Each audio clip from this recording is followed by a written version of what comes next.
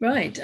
Given that we've only got 40 minutes, I think I'm going to kick off right away and welcome you all to one of the panels under the heading, The Political Economy of Urban Reform in Africa, Analysis to Action. And we're panel 3, Coalitions and Co-Production, a roundtable on the politics of urban reform. What I'm going to do is ask first Diana to speak for 2 minutes on her paper, which all of you will have hopefully read in advance.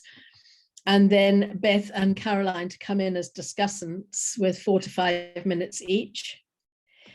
Then I will go on straight away to the next paper by Hita and Vanessa and discussants Getachew and Lorraine. And hopefully if I keep you all to time, we'll have 15 minutes for discussion at the end of that.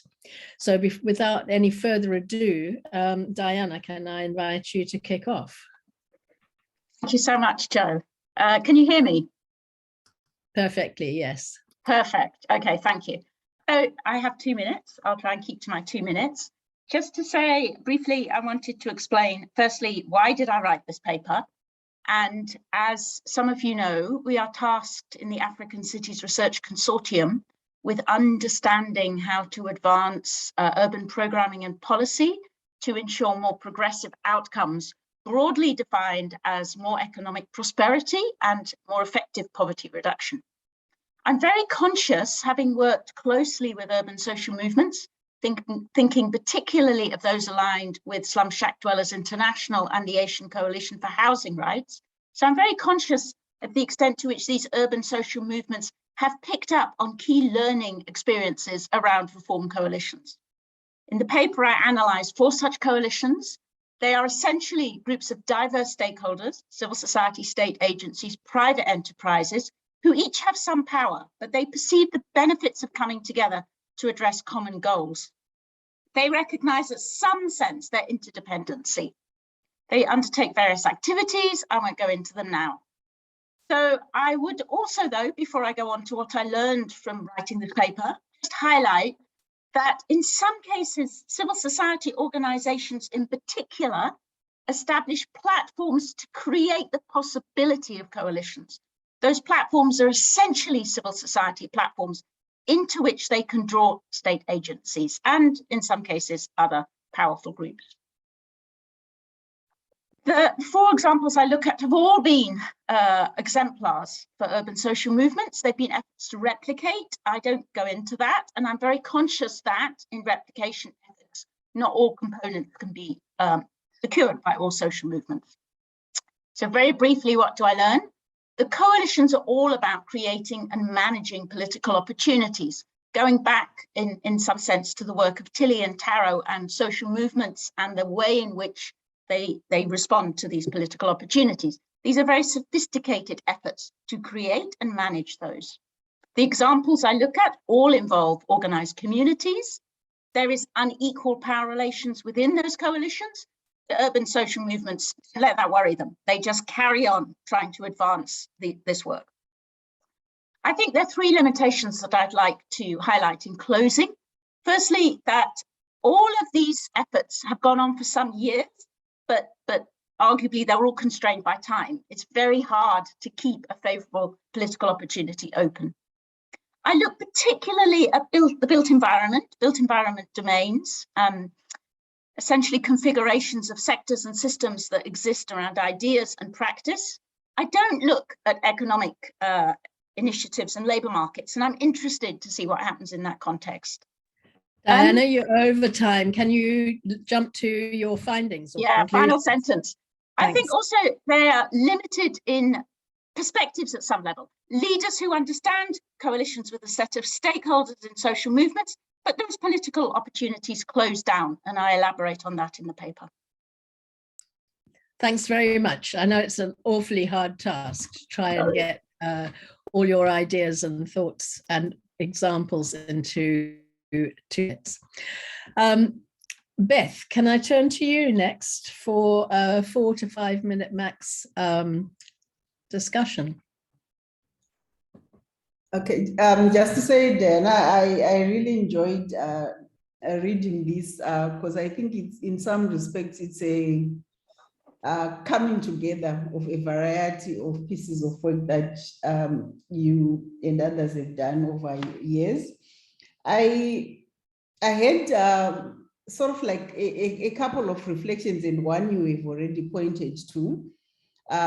In terms of time, the time that it takes to build these coalitions, because that is important, because it does take time, and then the heterogeneity of the players and why their motivations to come to the coalition. I think that is also important, and the relative power or powerlessness that each come in and bring with them into. I am curious actually around the sort of like the augmentation process that happens to reach a consensus, even on what needs to be addressed, let alone how to address it. Then there is also an element, I think you speak to it, related to why the coalition space itself becomes necessary in refining strategy on how to address a variety of issues, but also in refining the consensus around what is needed and what is required. Perhaps it's my understanding, what I didn't get from the paper is how, I think in the case of Cody, I think there's a prior process to it, but Cody is institutionalized, or it comes as an institutional form through which reform happens. But if I would have been interested to also find out how you see how you can move from a reform coalition to institutionalized forms of doing things within the context of cities. So those are just my initial thoughts. I'm sure it's less than 4 minutes because I enjoyed reading it. Thanks. Thank you so much, and thank you for being concise and for having such perceptive and penetrating questions. Caroline, can I invite you to join us now with your thoughts? Yes, just two lovely papers, that really reflect on what's in the toolbox to secure kind of more just and equitable, and I would argue sustainable cities. So I can't fault either of them. So they're just really more kind of curiosities that I had. And it is from the perspective of the network that I work for, that most of you know, Women in Informal Employment, Globalizing and Organizing. And we are a nice complement to SDI, where we are working alongside and part of a movement of informal workers. So just, both papers made me think about our strategies with a new set of lenses. So one of my main curiosities is around the impact of COVID on urban governance. So not so much the health impacts, but both papers are a little bit silent on, and in case of Diana's paper, it would be nice to see how this has changed these long-term coalitions that really have secured some gains. So, if I think about how we're seeing it play itself out, it really has strengthened the punitive arm of the state. So we're seeing way more kind of evictions, removals, but in addition, there's a really kind of fiscally constrained environment. So it has meant that there's a real push to tax poke. We've been monitoring very closely in 12 cities, the impacts both through speaking to workers, but also local government officials and organizations. And it's really still lingering, a very hard moment. That's also impacted on their organizations. So I'm quite curious to see, in some cases, there's been some innovations. So it would be nice to hear whether SDI is in a similar position. But worker organizations are on the back foot. So some curiosity about, in this context, how are you seeing the kind of less powerful players wield power? And then a kind of final word of like, you know, I was tracing how you see capital, and I mean, we know that big capital, the property developers, incinerator companies, you know, bus rapid transport initiatives are big drivers in cities. So you know, you point out that when they're part of these coalitions, they tend to have less equitable outcomes. But where you're seeing, you know, how these coalitions are pushing back against those, you know, if it's those crazy fantasy cities we see across our African context, you know, the African context, at a master planning level or in the fine grain, you know, area level developments. So there's a kind of curiosity about governance, how these players are pushing back against what's a very negative set of countervailing forces, way more so than, let's say, you know, 2-3 years ago. So enough from me, Jo. Thanks very much indeed, Caroline. Thank you both for sticking to time. Right, on straight away to the paper by Hita and Vanessa. I don't know how you're going to organize presenting it, but you've got 4 minutes. Yes, I'll do the presenting. So yeah, hi everyone, I'm Hita. I am a postdoc working at the Sheffield Urban Institute. I work on the GCRF funded project called CSET, which is led by Vanessa here. CSET essentially stands for Community Energy and Sustainable Energy Transitions in Ethiopia, Malawi, and Mozambique. And one of the core activities in this particular project is to set up a community energy plant that would sort of function as a living laboratory in the city of Maputo in Mozambique. So to do that, and more broadly, also given the thrust on community-led initiatives across the globe, really, we felt it was important to understand how the idea of community becomes operationalized in co-production initiatives, and where we can sort of observe mismatches between theory and praxis, and so on.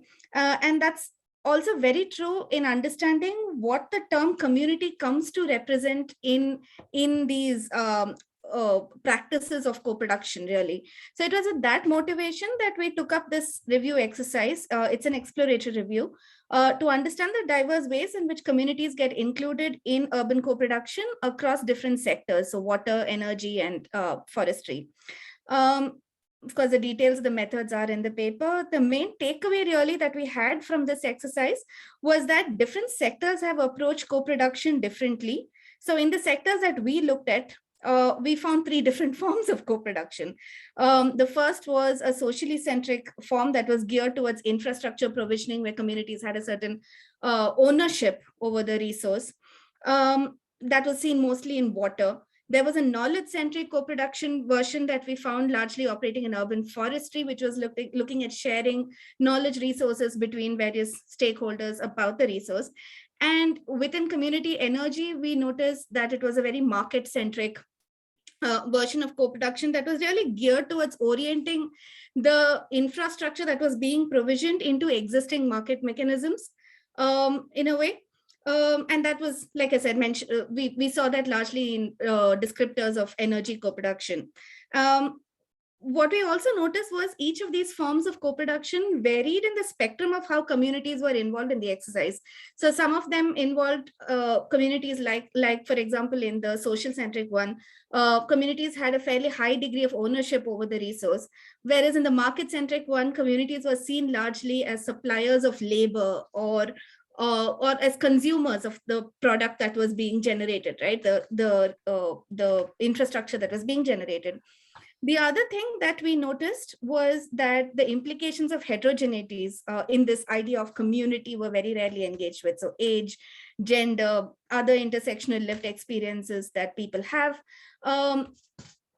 in forming this community, right, that we see as a homogeneous whole, they remain largely unexplored. And what we think is that these are all very important considerations when looking at operationalizing co-production across different sectors. But you wind up now, Hita. Also, particularly in energy, given the fact that there are strong implications of equity when looking at market-centric versions of seeing people as consumers and labor supply. That's all I have to say. Thank you. Thanks very much indeed. It's a fascinating paper. I really enjoyed reading it. Getachew?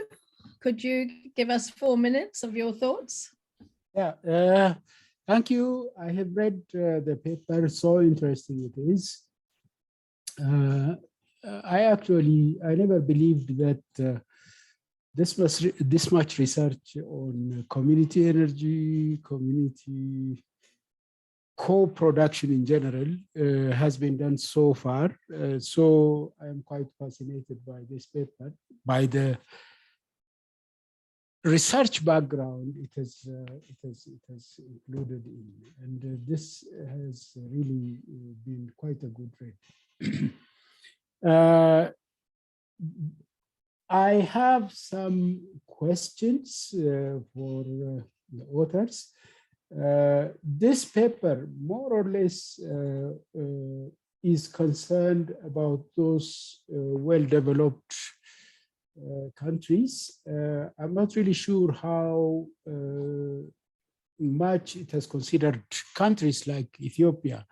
In Ethiopia, about this community energy, community co-production or whatever, there is no as such a very good awareness about it, about the coalition of the communities. The structure is there.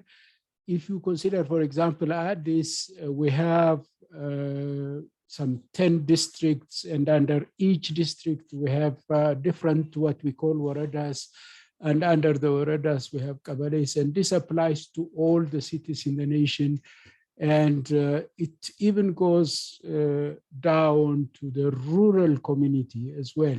And then this co-production, the involvement of the community in such co-production or services or community energy, the awareness is what we lack. We don't really know it.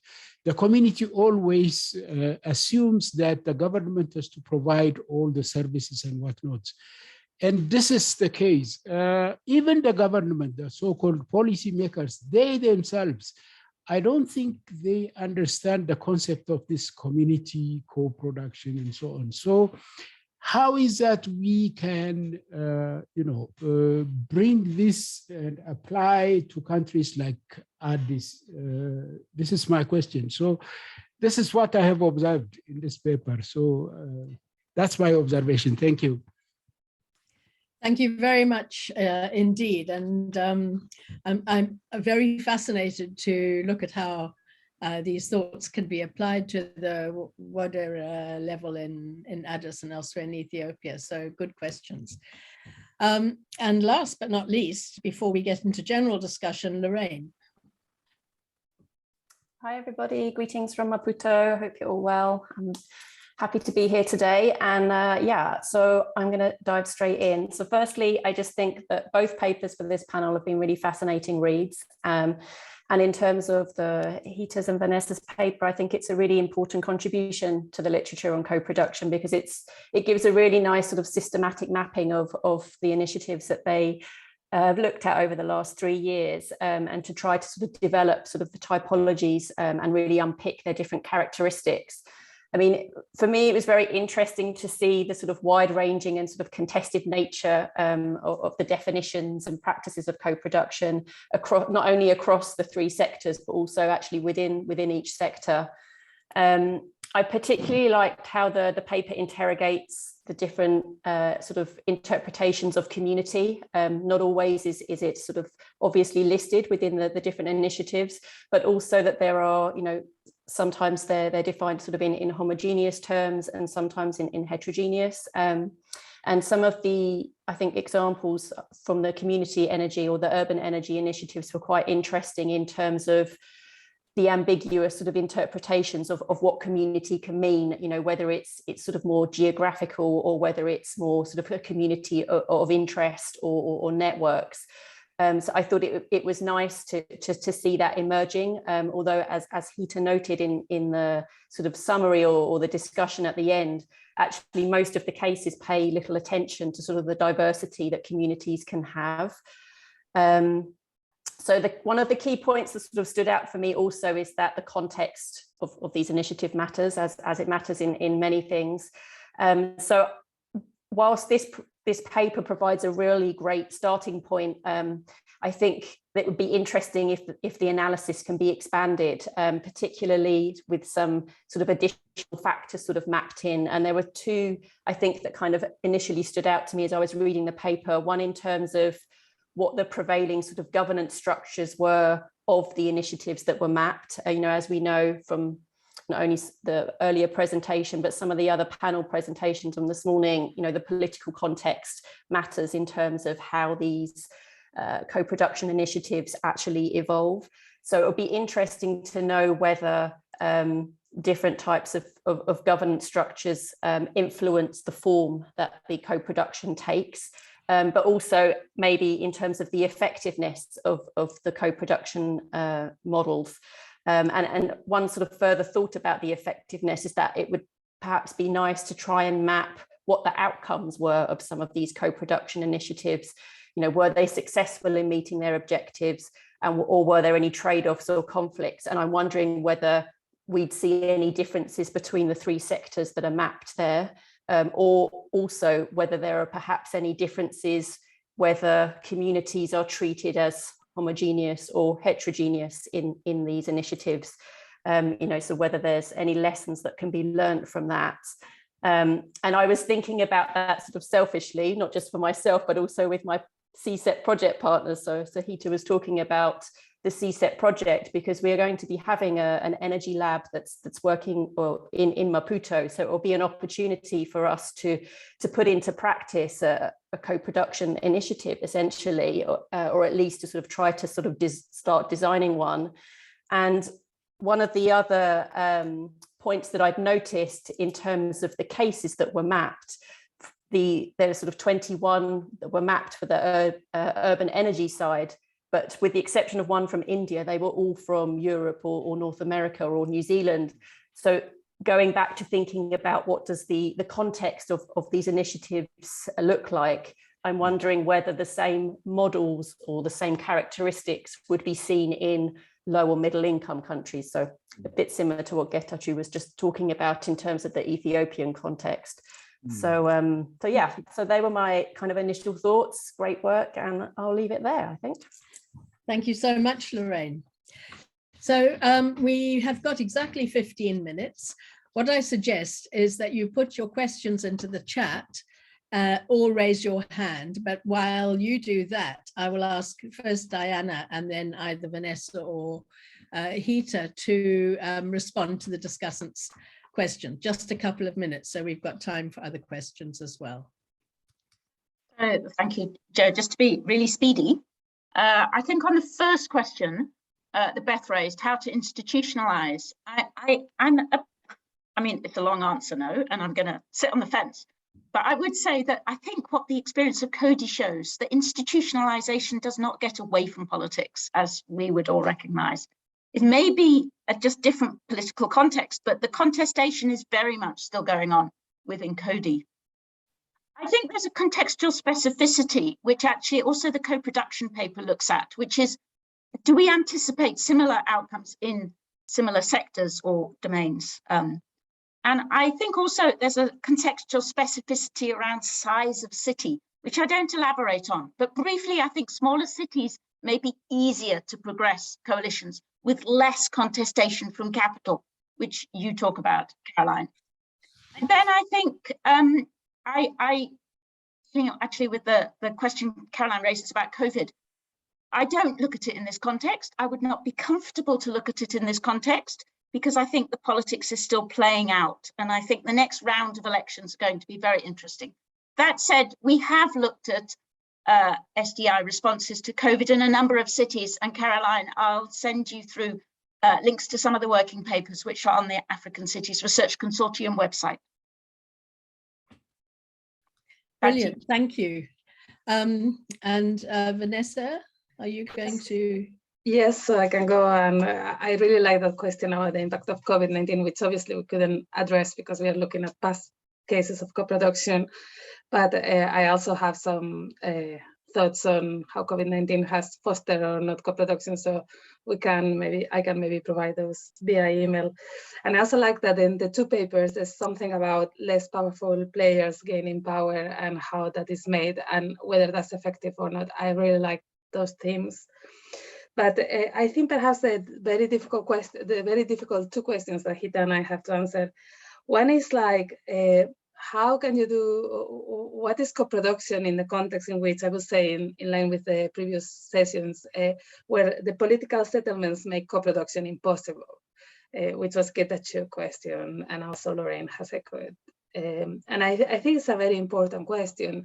And it has to be hand in hand with this idea that when we think about communities, you cannot go anywhere, helicopter a project, and think that you're creating community just by bringing some project. And it doesn't matter if it's forestry or energy or water or any other thing project that we may not have considered. The best projects appear when communities identify themselves and move themselves and organize themselves, and then the project follows. And I think probably that's the big challenge that we are going to find if we are trying to do a co-production project of any kind. But having said that, I think what our paper shows very interestingly is that the material aspects of the project will also shape the politics of the project. And the politics of the project are not imposed in a material context, but rather, if you're looking at forestry, that will give you some more opportunities for knowledge co-production, for monitoring, and you name it. But actually, energy projects tend to be confined to a very marketized kind of realm of action. And I think that's a very important conclusion that also relates a bit with the impossibility of thinking what success or what the outcomes are in those initiatives, which was Lorraine's question. Thank you very much for all the comments. Thank you very much, Vanessa. I would just like to kick off the question, then I see Sam has got his hand up, and I'm watching the participant list for other hands. But the thought that came to my mind, and I don't expect you to answer it, but is the extent to which coalitions provide the preconditions for confident and equitable participation in co-production, equitable in terms of agenda setting, or is engagement in actual co-production going to give you the confidence to be able to assert yourself politically in agenda setting in the context of coalition? So it's just a thought. But Sam, do you want to come in? Yeah, sure. That's a great question, actually. Chicken and egg with reform coalitions and co-production. I've got one question for each on each paper, if I may. On co-production, it's more a reflection. I was really pleased, Hannah and Vanessa, that you came out with power and politics has been a key strand to take forward. But I was a little bit surprised that you suggested it was underrepresented, because I think in the literature on co-production, one of your tables shows that at least, I think roughly a third of the papers in each of your three different headings does reflect on power and politics, which I think is probably way ahead of what it would have been back in the sort of 90s and early 2000s. And it might be, I'd had a look at your references, and I'm not sure you're going to be able to do a sort of a temporal analysis of what's changed in the literature of co-production, because you're pretty much dealing with a fairly tight time frame.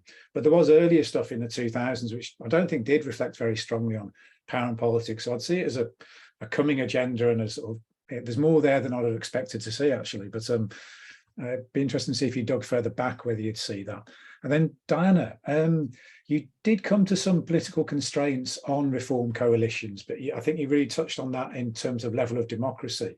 And I wonder if there's anything in the literature, or whether we should be exploring it empirically, on the extent to which the business coalitions that you flag, but really in the background, they're not part of your cases, to what extent they're blocking the reform coalitions you're looking at, whether it's around land use, for example, or investment patterns, or getting in the area of the mayor before they do. And just put to that, because they're quite disparate strands to the urban literature, I think, at the moment, and whether we should be putting them together a bit more. Thanks. Okay, Diana, Hita, Vanessa, do you want to come back? Maybe Diana, you kick off. Okay, thank you, Jo. And I do think the chicken and egg question that you raised is worth thinking about. I'm not going to make a speedy response, because I think I need to make a bit more considered elaboration. But I think it's a fascinating question. And of course, a question that really is highlighted in other literatures, such as, for example, if you look at the participatory budgeting literature, how important is it to have implementation alongside consultation? So thank you for that question. I think with respect to Sam, it's also a really important question. my gut feeling, based on what I've seen with these coalitions, is that the redistribution is not at a level which really concerns capital at the moment. So I think coalitions are effective in reaching out to secure some resources in the way that I described. I think if you look at those resources in the context of Karachi, they were mainly local government resources. If you look at the Ugandan MDF experience, they were international development resources. Look at Coady, they were also national government, but not huge. Less than 100 million, I think, probably over the life of Coady. And if it's more than that, not much more than that. And then Makuru also is relatively small. So I think my sense is probably that the large scale capital are not so concerned about the pressure. It's easier for them to let it go, to have good demonstrable examples that elites can use to win elections, that political leaders can engage with and demonstrate, not, you know, photographs that go on the front page, cutting the red ribbon, etc. I think the challenging thing for all of us who are concerned with progressive change scale is that at what point will elites start to be concerned about levels of redistribution, and how do we prepare for the point, for that point? I think, Caroline, for example, something that I've been pondering around for some time is, if you look at the efforts to bring together waste management, informal waste management, and formal waste management, and how some initiatives have come together, but then broken down as the formal companies, private companies generally, want to control the process. You know, that for me is an example that we really should understand and take seriously, because I think it pushes on this issue of when do we start to challenge capital in a way that gets serious pushback. Great answer. Thank you. And Hita and Vanessa. Yeah, thanks, Sam, for that question. I think it's important, and I think that is probably a limitation as well, that we've looked at a very tight frame in which publications have emerged, which also probably relates to why potentially the question on COVID, right? We've not found too many studies that look at co-production and COVID in that time frame. But having said that, you also mentioned the 1/3 of papers looking at power. So I was just kind of reflecting on what I was looking back at what kinds of things were mentioned in these things, and usually it would be things like there are power disparities between the stakeholders that influence, for example, how the water co-production initiative played out on ground, the kinds of conflicts and the conflict management that emerged. But and maybe this is also something relating to the coding exercise itself, Vanessa, maybe, but how international politics or national politics and power came together within these co-production initiatives. I don't remember seeing anything within the cases that we studied, but it is definitely something to look at in detail as well. Very important. Vanessa, do you want to add to that? Yes. So to Sam's question, which I think is really fascinating, because I would say co-production always has to look at power, but I do agree that when you look at these things because obviously co-production is also about thinking governance and thinking how you intervene in urban environments. But with all these things, when you look at it on an historical perspective, then your pessimism gets moderated by how things have changed. So I really welcome that comment, Sam. I would say, though, it was quite shocking to me how very few initiatives actually consider the composition of community, and particularly in terms of diversity and the differential vulnerabilities that may be shaping the co-production exercise. I think that's just like bad management, let alone considering politics. But if you allow me, I'd like to go back to Joe's fantastic question of the chicken of the egg. What is first? Coalitions are a precondition to co-production, or co-production is a precondition for coalitions? We know examples of both, right? We know examples of coalition that have lobbied with different actors and have brought forward exercises of co-production. We know as well that there have been co-production projects that have been started by individual actors or very few actors and have gone to form very wide coalitions. So I think we can all find examples of the two. But the problem is that we can also find examples of co-production which doesn't involve coalitions and doesn't involve any attempt to challenge any kind of power arrangements or political settlements, which is the word du jour. And we also have examples of coalitions, political coalitions that may be very successful at mobilizing people, but they don't have practical outcomes that change the urban environment. So I think the question is good, but it just opens up that big box about how we are defining all these different terms. Thank you.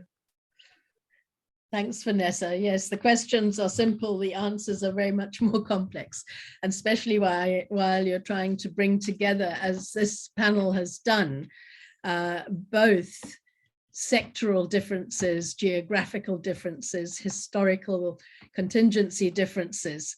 So, but what is so important about what you have done in this panel is made sure that the issue of communities, people, those who have development done to them are still on the agenda and not being forgotten as the big questions absorb us, the big global questions absorb us, because everyone is going to be affected. I think Sam also comes in the chat to clarify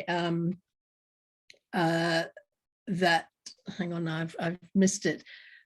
Yes, that he was thinking not only about large scale capital, but also local business interests. And, you know, there's a question there as to whether they constitute part of the community or not, depending on how you look at community and community organization. So I think there's a lot of complexity in there, but you've made an absolutely sterling effort and very persuasive case for why we still need to keep this very firmly in our focus. We have 1 minute, so I'm just going to use it, I think, to say thank you very much to our two speakers, well, three speakers, our four discussants, and to all of you for being engaged in what I think is a really important session in this panel. So thank you very much indeed. And if those of you who haven't finished reading the papers, I urge you to do so. They're really a fascinating and important read. And So thank you, Jo. much. Thank you, Jo, for sharing as well. Good. I enjoyed it very much. Thank you. Bye-bye, Yes, everyone. Thank you. Thank you. Thanks. Bye-bye. Thanks, everyone. Bye.